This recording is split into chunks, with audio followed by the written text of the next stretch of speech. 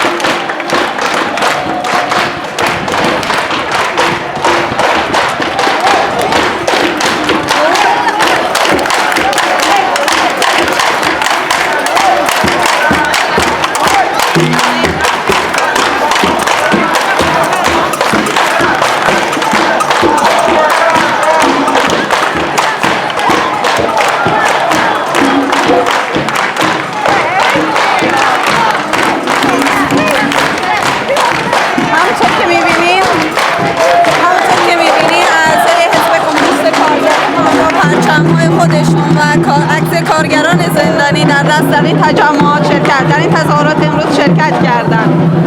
مطالباتی که بعدها به گوش من رسید و دارن توی صف و جمعیت با صدای بلند میگن، یکیش حق مسکن برای همه است و یکی کار برابر، ساعت کار برابر و دستمزد برابر، حق بیمه 100% و کامل و همینطور آزادی زنان بهش اشاره میشه.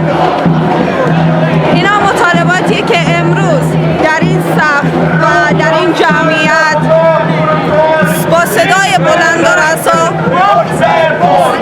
خواستار میشن.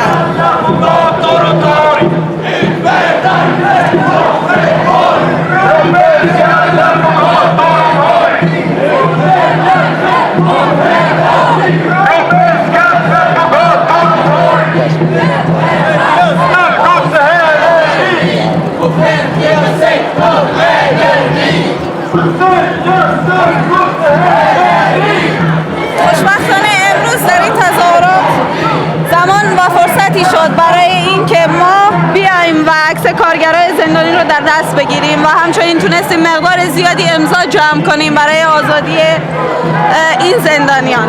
به امید آزادی کارگران زندانی، کارگرانی که برای مطالبات و خواسته هاشون وارد خیابون ها شدن و با صدای بلند فریاد زدن که حق خودشون رو از زندگی میخوان. به امید آزادی این زندانیان و تبریک اول می به همه کارگران بدون مرگ.